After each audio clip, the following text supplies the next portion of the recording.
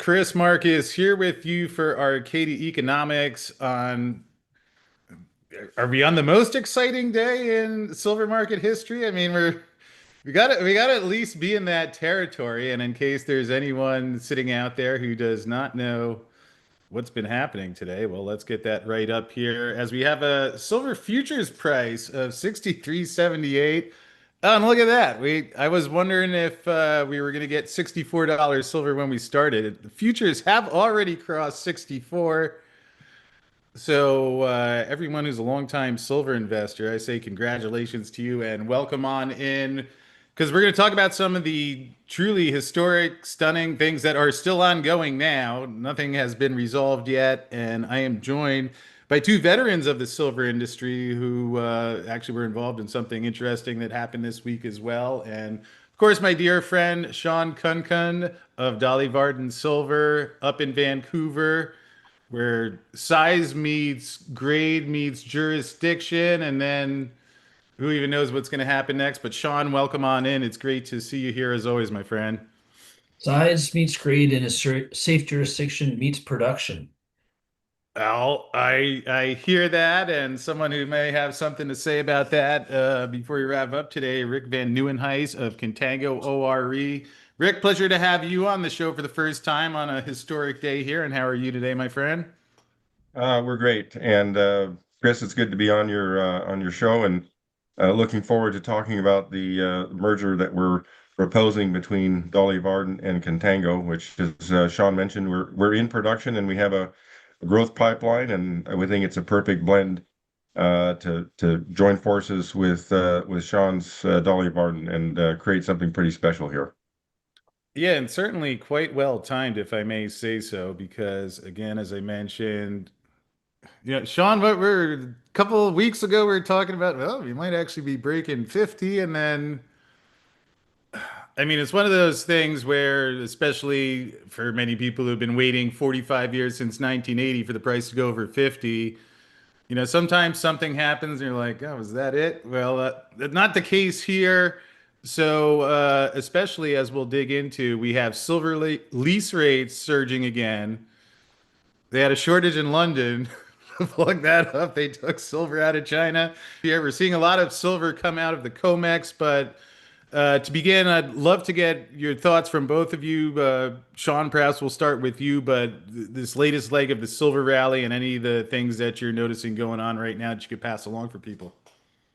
Well, Chris, I'll start with just a personal story. I was actually at the gym last night, and there was a young man who works there who's from India, and he was sharing a story with me about how his mother, would take the money she would earn and she would go and she would buy physical silver and gold. And this was it was sort of a weekly, monthly, regular event, and how, there's certain cultures in the world, in China, in India, throughout the world, throughout Europe as well, where investors save in gold and silver. And I think it's, we're lining up to buy stuff we don't need here in the West. They're lining up to buy silver and gold. So, I've seen a few things happen over the course of this summer. I think about the Russian central bank bringing silver into their precious metal strategy.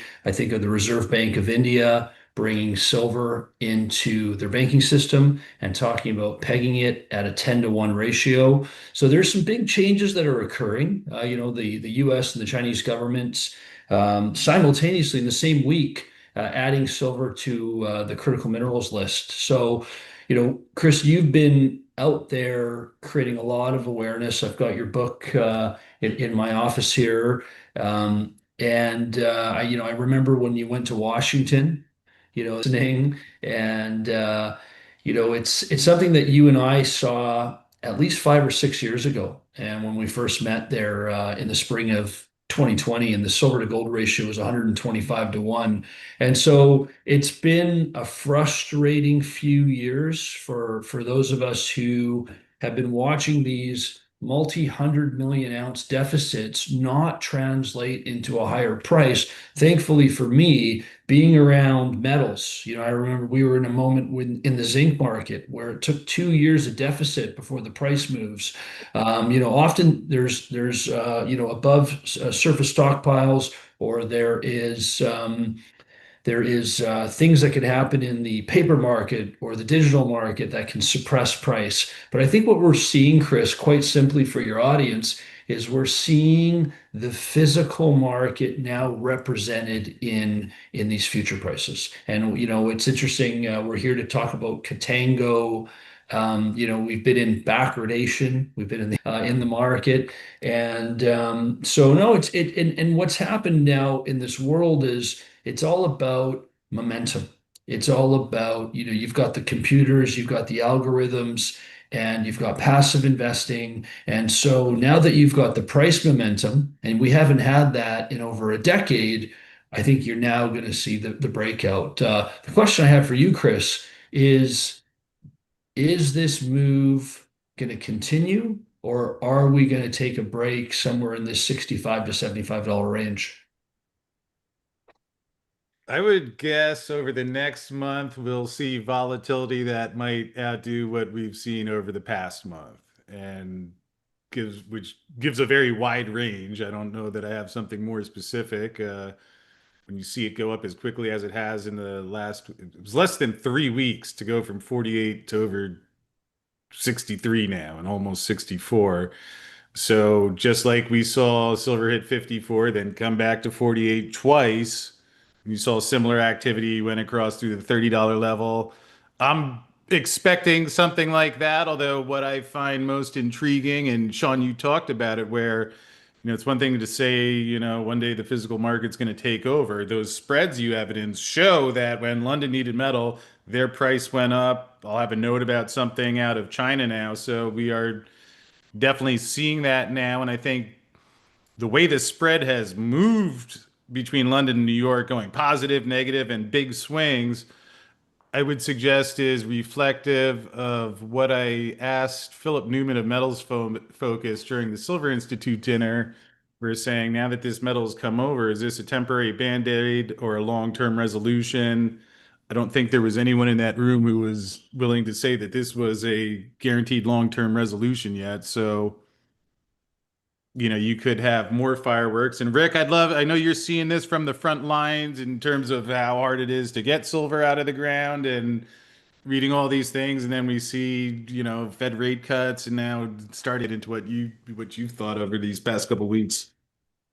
Yeah, I mean, Sean, I think hit the nail on the head. It's about physical silver finally, and played paper games for a long time now, but now it's people need metal, and it's not just poor man's gold. There's an aspect of that when the story that Sean talked about, that's real.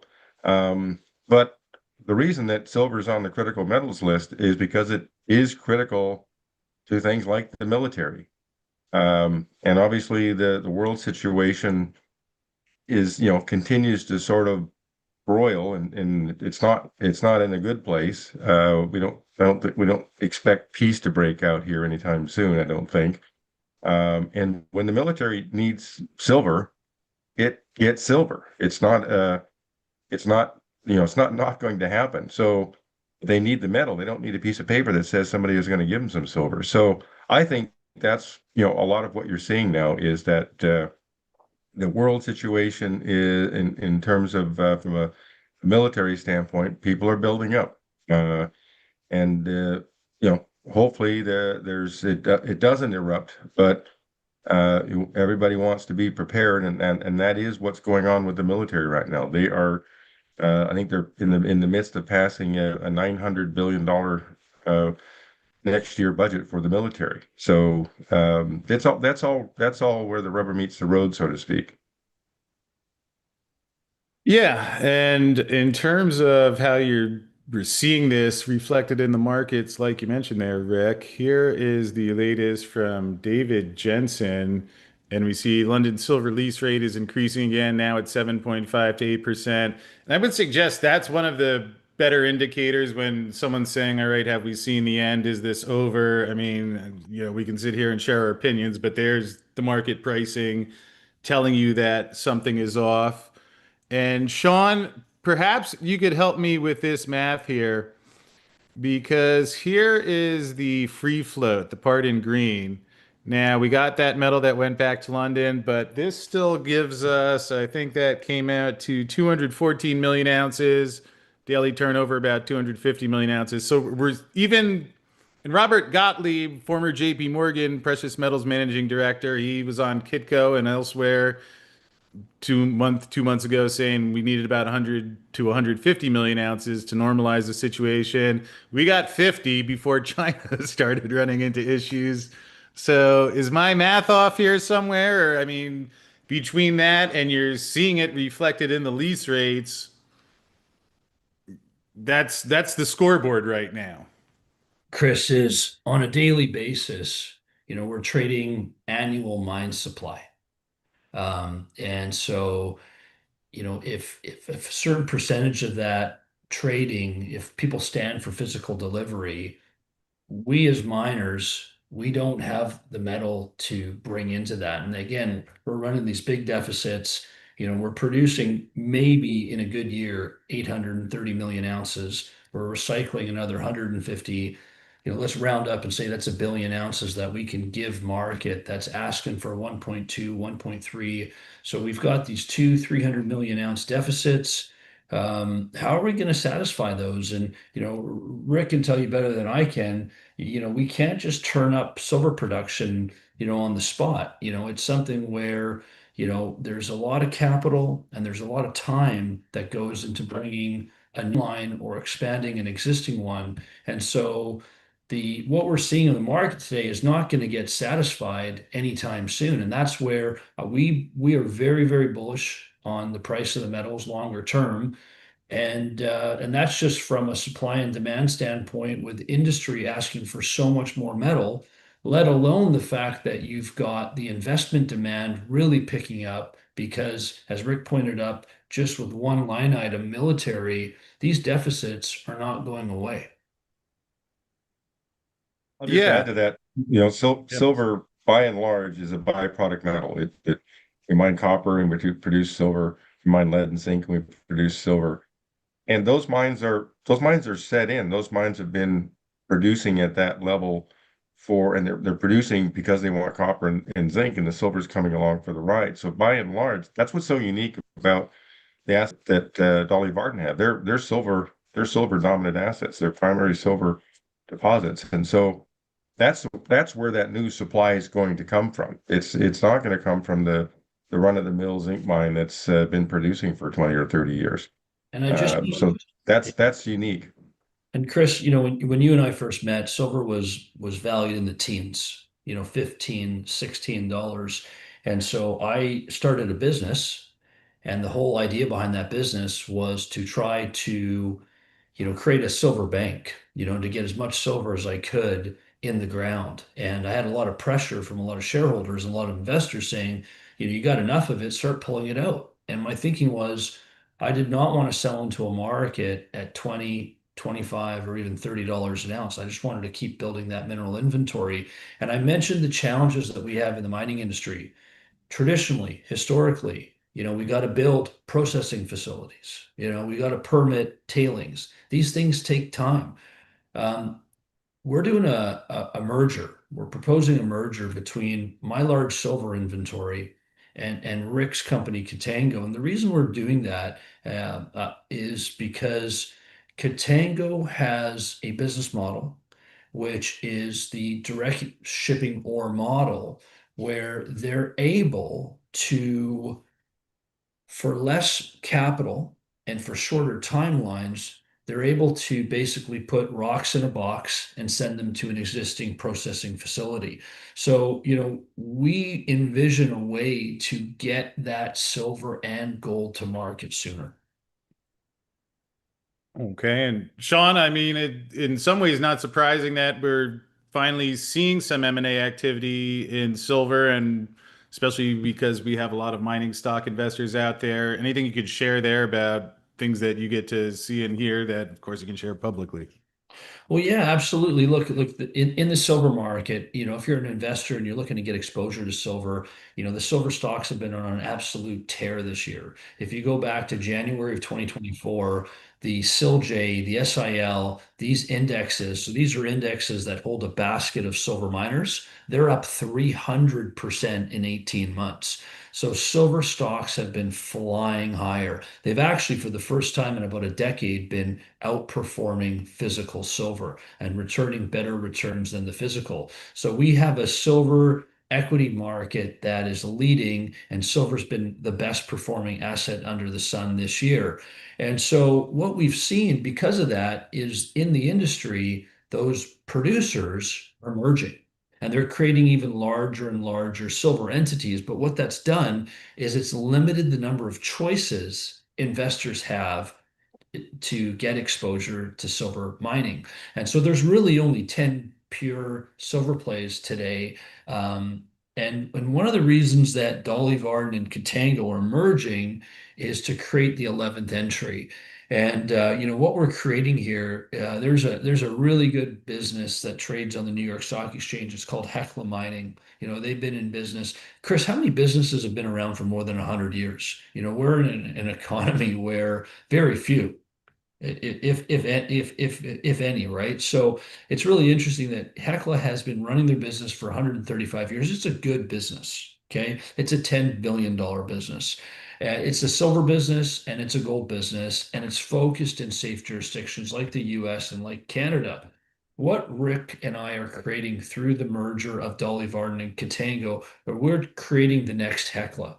If you're a silver enthusiast, a gold enthusiast, and you're looking to get exposure to a silver and gold mining stock, what we're offering investors is the junior baby version of Hecla at 1/10 the valuation. We're sub $1 billion valuation, yet we have production. We've got $100 million of cash flow. We've got $100 million in the bank. We've got over 250 million silver equivalent ounces. And we're growing. So it's a new entry into the mid-tier North America silver and gold producer developer exploration space. Sean, perhaps you could dig into this a little bit. One of the things I took away from your press release the other day, and fortunately, it looks like we have Rick joining us back on here. In terms of the synergy and the reason to do the deal, is that especially with the mine that's in production, now anything that comes up in terms of developing the other projects that are under the portfolio, you don't need to dilute and you have cash flow. And if you could talk about how that all operates so people could understand that component better.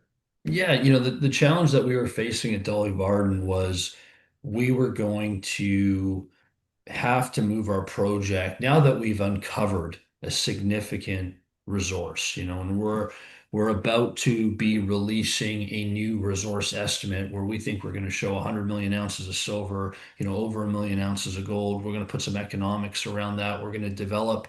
We've got this thing in the mining business where we call it's the Lassonde curve. Pierre Lassonde, who's a very famous mining entrepreneur, talks about how you're valued when you make a discovery. You get your exploration high. Unfortunately, you go into the valley of death as you go to permit, construct.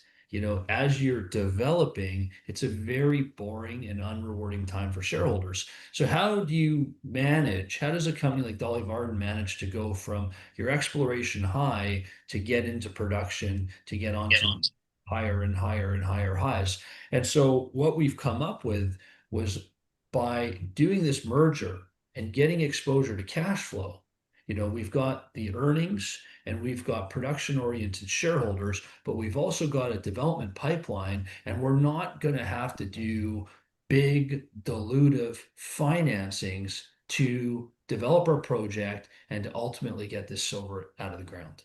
So it was a great win-win. And for Contango, the reason it makes sense is Contango is a wonderful business with a very, very solid 5-year plan.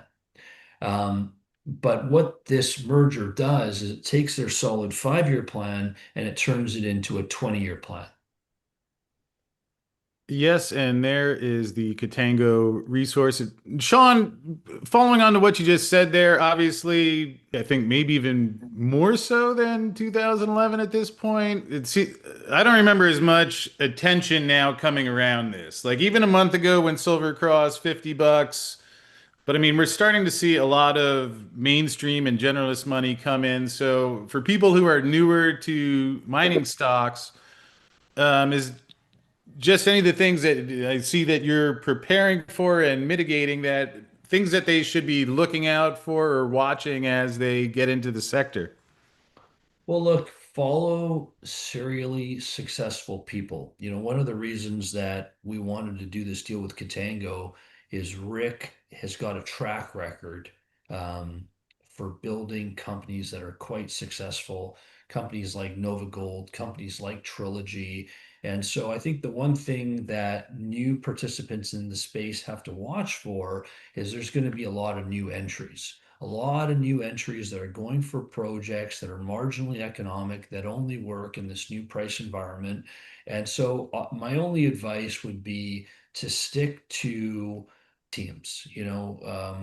Pareto's law is real in the mining sector. The 20-80 rule or the 80-20 rule, where and in the mining sector, you probably have 2% of the individuals responsible for 98% of the success. And Rick is part of that 2%. And so for Dolly Varden, in addition to the cash flow, it's the expertise to permit, develop, and move a project ahead that we get by this merger. Rick, were you off buying silver? Is that why you left us? Yeah, I had to go fill my pockets with silver. Sorry about that. The internet just went down here, so I'm on my phone now. So apologies for the interruption there, but happy to rejoin the conversation. Rick, it's okay. If you need a silver feed, I'll just leave that up in the background. You don't have to log off or anything. To have you back here, and I might remind people if you're just tuning in late, Rick is part of Contago ORE, which has just announced a merger with Dolly Varden Silver that Sean has been running. And Rick, one thing, be curious to get your opinion on. The amount of money that we're now seeing come into the gold and silver markets that now is filtered down even to the stocks. Are we seeing even a greater degree than what you remember at any point in 2011? And along those lines, just things that people could expect based on your experience in both the metals and the miners, of how do you think the environment might change given this is where we are now? Yeah, I think we're definitely seeing a rotation of capital into the precious metals space specifically, but it is broader than that because there's such a recent focus on mining, finally, in recognition of critical metals as the importance to society. There's not a day goes by that there's not a whole discussion on AI and how much energy that's going to require. And it not if it requires energy, it requires copper, and if it requires AI connections that have to happen if you're building robots, you want the robot to follow directions, and that connection is a gold or a silver connection. It's not a copper, it's not an aluminum connection.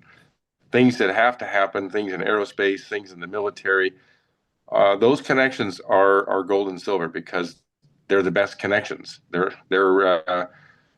whatever that 99.9999% of the time you want that to happen, that happens because of gold and silver, not copper, not aluminum. So it's I think there's definitely finally being recognition, and of course we all know that gold and silver are also money, and that's the other.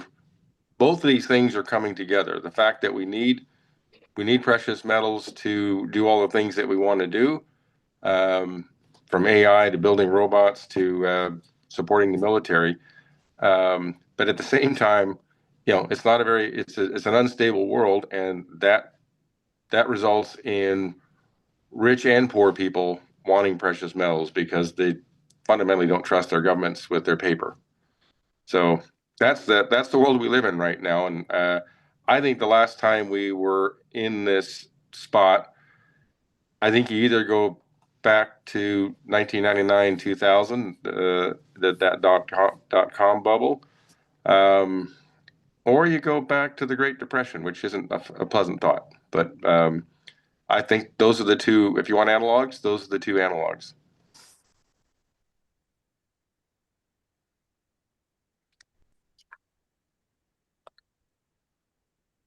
Chris, we're having trouble hearing you.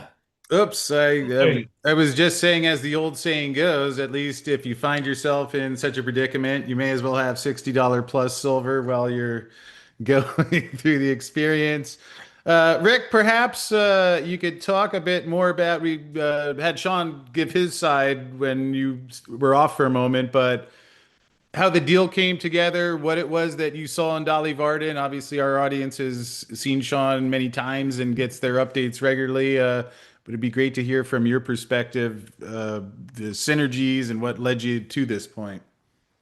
Yeah, so I mean, I've known Sean for I think we've known each other probably 10 years. Followed, I mean, it's interesting. He joined Dolly Varden about the same time that I joined Contago, and so we've respectively built our companies here in in what was a tough market for a lot of years. And so from my side, I've been impressed with what he's been able to accomplish in a fairly short period of time, and focused on, from my perspective, focused on the high quality nature of the deposits, both Homestake and the Dolly Varden and Torbert. So those are, and being able to move them along, attract the capital, and again in a tough market to accomplish what they've accomplished. Um, from our side, we we just when we had the 1 million ounce deposit at Manh Choh, uh, we faced a decision. Do we go raise the money to put this into production for ourselves? This money, first year of COVID, things were quite dysfunctional, and it was obvious to me that yes, we could probably do that, but it was not be rewarding for shareholders. Yeah, we could raise the money, we could raise the $400 or $500 million to build our own mill, slog through the permitting process to permit a tailings facility and all that. But we said there's excess capacity at the Fort Knox mill. Let's go talk to those guys. Let's work out a deal. And yes, we gave up 70% of the project, but we got it into production in 3 years. And that's cash flow. And to me, cash flow is that's the the primary thing you need in any business, but certainly in the mining business, because it takes a fair bit of cash to do what we do. So we got into production, and we saw that we refer to it as a direct shipping ore model, because we didn't build a mill, we didn't build a tailings facility, we didn't permit all that stuff. We just took advantage of existing capacity at Fort Knox and got that done quickly. We said, okay, let's go look for more opportunities like this. We did a deal on our Lucky Shot project. We're now underground drilling there to define a 500,000 ounce resource and put that into production. It's a historic mine. It produced 250,000 ounces at 40 grams per ton. We're not going to mine like they did 100 years ago. We're using safe modern mining methods. So we'll have a grade probably closer to 10. But that's still plenty of grade to send up to the Fort Knox mill. Put it in the truck, haul it down to the railroad, and take it up to Fort Knox. And then we have our Johnson Tract project. Again, it was very much like the Manh Choh project, 1 million ounces, and we see the ability to execute this direct shipping ore model for Johnson Tract, and that's where the real synergies with Dolly Varden come in, because Johnson Tract, it's a high grade deposit. It's over 9 grams per ton gold equivalent. It is gold, silver, copper, lead, and zinc. Those are the same metal mix that Dolly Varden is. And so we can put those two projects together. And as Sean referred to, I heard him say earlier, we've gone from a 5-year plan to a 20-year plan. And that's fundamentally what the merger does. And it does it with $100 million. When the merger happens, we'll have about $100 million in the bank. We'll be generating $100 million of free cash flow on average from Manh Choh. And then that's plenty of money to continue to advance all three of our other projects. And it's, I think you heard Sean refer to them as districts, and that's what they are. They're large land positions. Collectively, the four districts that we're operating in have 500,000 hectares of land to explore that we control in the company, that we will control when the companies combine. That's a phenomenal amount of prospective ground to explore. So, yeah, I'm really excited about this merger. It just makes sense. A lot of mergers don't make sense. You know, a company with a producing mine in Nevada, you know, coming together with a company producing mine in Nunavut. There's no synergies there. This is this merger is just loaded with synergies. Well, that makes a lot of sense, and appreciate you sharing that. Sean, did you have any comment on what he said? We do have a couple questions coming in, but I wanted to give you a chance if there's anything you wanted to add on to that. No, I think Rick said it very well and said it best, and let's get on to those questions. All right. Well, Sean, I think this first one, or you guys can decide who wants to field this. But Dirtus Danger says, will they be using any of the $100 million in cash to acquire more of the surrounding Golden Triangle properties? I think I'll jump in here just initially. I think, you know, we've got a lot on our plate right now. We got to get, you know, we want to get, the next step is get the shareholders meetings for both companies done. That'll be, you know, let's say that's March. Sean's working on a resource update for the roughly 200,000 meters of drilling that's outstanding needs to get included in the current resource estimate. So that's the first half. So that'll be probably one of the next big things. We're drilling underground at Lucky Shot. We've got 18,000 meters of drilling to do this year. We just started that about 2 weeks ago, and so that'll be all throughout the year. Lots of catalysts there as we release drill results. And this is the Lucky Shot vein. It's high grade. Our resource ounces there currently are between 14 and 15 grams. So there'll be a lot of results, and as we said, we'll be advancing the Johnson Tract project. And then next year we're drilling 50,000 meters at Dolly Varden again. So there's plenty to do, lots of catalysts.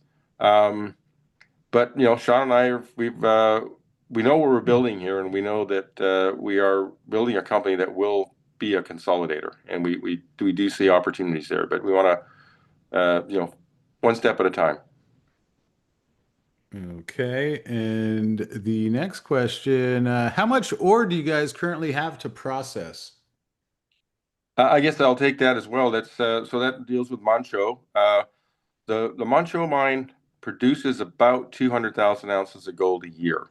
I think we'll probably end up being slightly shy of that this year, but that's the plan in rough numbers for the next 4 years is to produce at that level. So we're still exploring. $5 million a year exploring, and most of that exploration focus right now is sort of in and around the pit. I refer to that as Minex.